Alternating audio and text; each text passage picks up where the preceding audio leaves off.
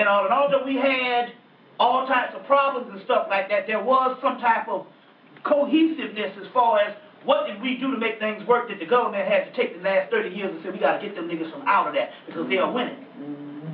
You see what I'm saying? So he said, you got to look for that joy, which joy means you don't even need anything material to even appease you. Basically, you have that joy and everything else, you know what I'm saying, you take it or leave it.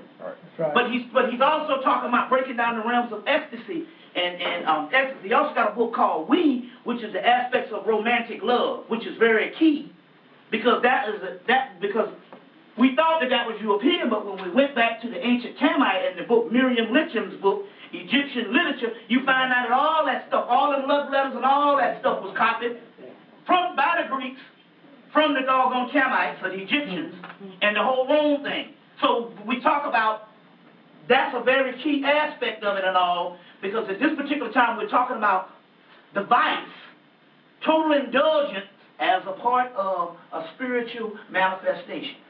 So we're talking about going against when the church tells you to have abstinence and stay back. We're talking about creating a balance. Right. You see what I'm saying? One extreme is just as bad as the other, so we say the middle pillar. You will see the picture of the Kabbalah, and you will see the middle pillar. The middle pillar is this particular, let me get a picture of a tree of life. Get you any picture of a tree of life. The middle pillar, where's the tree of life? You'll see these particular spears. You'll have one spear on this side, one spear on that side, and those will be polarities. But you have a middle pillar. That's the Mayatean principle. You have the goddess with two wings or the goddess with two scales.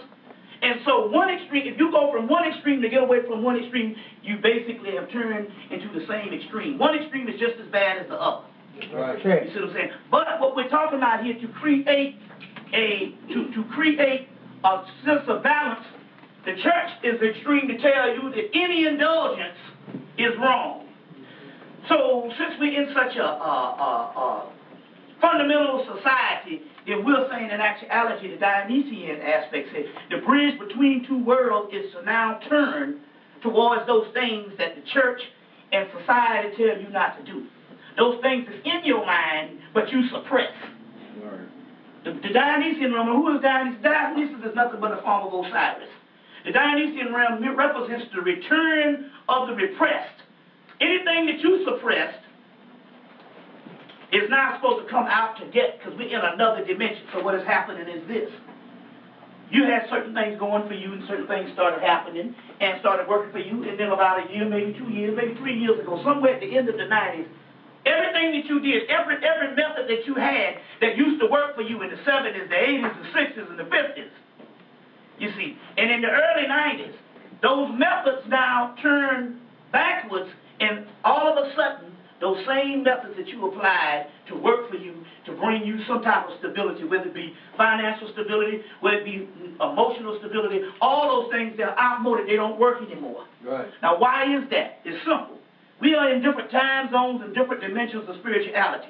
So you will have something in your energy, your body will give out the correct amount of energy to supply you to do what you have to do. You see what I'm saying? To find some type of smooth ride, or some type of connection, or some type of manifestation while you're down here. But what happens here is those things that apply, that happens in one era, or in one dimension, when the dimension changes, even though you're using those same methods and things don't work, you don't understand that you have to try other methods. Let me give you an example. I know some people, you know, they would try certain aspects of business. Certain aspects of business, and anybody can know this has ever been in business for yourself. There's certain aspects of business that was dead on the money. And they used to apply these principles, and they used to work. Then all of a sudden, they start applying the principles, and they go, I don't know, I did everything right, it just ain't working out. That is because they're supposed to be dealing with more spiritual measures to bring about the same effect, you see. So whatever it is, the scene is shifted. Now, that even goes down to your healing now. Because we've had a whole healing manifestation going on the last 10 years with different people coming and giving you the stuff on the diet, giving you stuff on this, and giving you stuff on that. And but people are still coming down sick. That is is because now what it is, the applied path, where you look at everything physical to heal, is not necessarily going to be the way to heal you. Some of the healing is based on, a lot of the healing is based on indulgence in the aspect that you're trying to send a signal to your cells, which are microscopic organisms, which are intelligences, to work for you.